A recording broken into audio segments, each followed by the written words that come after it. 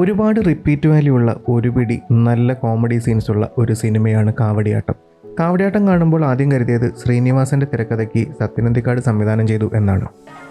ഇത്രയും കാലമായിട്ട് ഈ നീർക്കോലിക്ക് ഒരു ഇംപ്രൂവ്മെന്റ്സ് ഉണ്ടായില്ലല്ലോ. നിന്നെ കണ്ടിട്ട് കുറെ നാളായല്ലോ. ഒന്ന് കറങ്ങി മദ്രാസ്, ബാംഗ്ലൂർ, ബോംബെ, കൽപ്പാത്തി, ആലപ്പുഴ, ചാകര, തൃശൂർ, കൊയിലാണ്ടി, സുൽത്താൻ ബത്തേരി, അങ്ങനെ തിരക്കിട്ടൊരു ടൂർ പരിപാടി. ഞാനും ടാറ്റയും ബിസിനസ്മാൻമാരായി പോയില്ലേ. എന്ത് ചെയ്യാം. ഒരു ഗ്ലാസ് പ്യാലെടുക്കൂ. ഒരു പിടി പുതുമുഖങ്ങൾ, അതല്ലെങ്കിൽ അതിനു ശേഷമോ അതിനു മുന്നോ ഇവർ വർക്ക് ചെയ്തിട്ടുണ്ട് എന്നുപോലും ചിന്തിക്കാൻ കഴിയാത്ത രീതിയിൽ വന്നുപോയിട്ടുള്ള ഒരു പിടി നല്ല ആൾക്കാർ ചെയ്തിട്ടുള്ള ഒരു സിനിമയാണ് കാവടിയാട്ടം. അവർക്കുള്ള ഒരു ട്രിബ്യൂട്ടാണ് ഇന്നത്തെ ഈ റിവ്യൂ. ഷാൻ സാബിൻ്റെ കഥയ്ക്ക് ബി ശ്രീരാജ് എഴുതിയ തിരക്കഥയും സംഭാഷണവും. സംവിധാനം ചെയ്തിരിക്കുന്നത് അനിയൻ.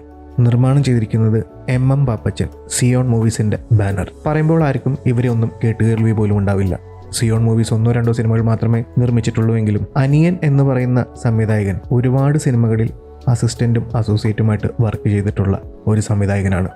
രാമൻ നായരും കുറുപ്പും അയൽവാസികളാണെങ്കിലും എന്നും കലഹത്തിലാണ്. കുറുപ്പിൻ്റെ മകനും പോലീസ് കോൺസ്റ്റബിളുമായ കേശവകുറുപ്പും നായരുടെ മകൾ തങ്കമണിയും തമ്മിൽ അടുപ്പത്തിലുമാണ്. രാമൻ നായരുടെ മകൻ ഉണ്ണി പട്ടാളത്തിൽ ചേരുവാൻ ട്രെയിനിങ്ങിന് പോകുന്നു. എന്നാൽ ആദ്യ പോസ്റ്റിംഗ് പഞ്ചാബിലാണെന്നറിയുന്ന അയാൾ ഭ്രാന്ത് അഭിനയിച്ച് അവിടെ നിന്നും രക്ഷപ്പെടുന്നു. നാട്ടിലെ ഉണ്ണിയുടെ സുഹൃത്തും തട്ടിപ്പുകാരനുമായ വേലപ്പനായിരുന്നു ആ ബുദ്ധിയുടെ പിറകിൽ. നാട്ടിലെത്തിയിട്ടും ഉണ്ണി ഭ്രാന്ത് അഭിനയിക്കുന്നത് തുടരുന്നു. തൻ്റെ സഹോദരിയുമായി കേശവക്കുറുപ്പ് സംസാരിക്കുന്നത് കാണുന്ന ഉണ്ണി അയാളെ മർദ്ദിക്കുന്നു. അടുത്ത ദിവസം ഉണ്ണിയും വേലപ്പനും തമ്മിൽ സംസാരിക്കുന്നത് കേൾക്കുന്ന കേശവക്കുറുപ്പ് ഉണ്ണിയുടെ ഭ്രാന്ത് അഭിനയമാണെന്നും താൻ അത് റിപ്പോർട്ട് ചെയ്യുമെന്നും പറയുന്നു. ഉണ്ണിയും വേലപ്പനും നാടുവിടുന്നു. പട്ടണത്തിലെത്തുന്ന അവർ വേലപ്പൻ്റെ സുഹൃത്തായ കോയെ ചെന്ന് കാണുന്നു. ഗ്യാസ് ഏജൻസി നടത്തുന്ന അയാൾ തൻ്റെ ജോലിക്കാരനായ മാത്തുക്കുട്ടിയുടെ കയ്യിലിരിപ്പ് കാരണം ചീത്തവിളി കേട്ടുകൊണ്ടിരിക്കുകയാണ്. കോയ അവരെ രണ്ടുപേരെയും മാത്തുക്കുട്ടിക്കൊപ്പം ജോലിക്ക് നിയമിക്കുന്നു. ഉണ്ണിയും വേലപ്പനും കൂടി മാത്തുക്കുട്ടിയെ ഒതുക്കുന്നു. ഒരിക്കൽ ഒരു സ്റ്റൗ നന്നാക്കാൻ പോകുമ്പോൾ അവർ മമ്മി എന്ന് വിളിക്കുന്ന ഒരു സ്ത്രീയെ പരിചയപ്പെടുന്നു. അവരുമായി സൗഹൃദത്തിലാകുന്ന ഉണ്ണിയെയും വേലപ്പനെയും അവർ അവരുടെ പിറന്നാളിന് ക്ഷണിക്കുന്നു. എന്നാൽ ആ ദിവസം മുതൽ അവരെ കാണാതാകുന്നു. ഉണ്ണിയും വേലപ്പനും ആ വീട്ടിൽ താമസമാക്കുന്നു.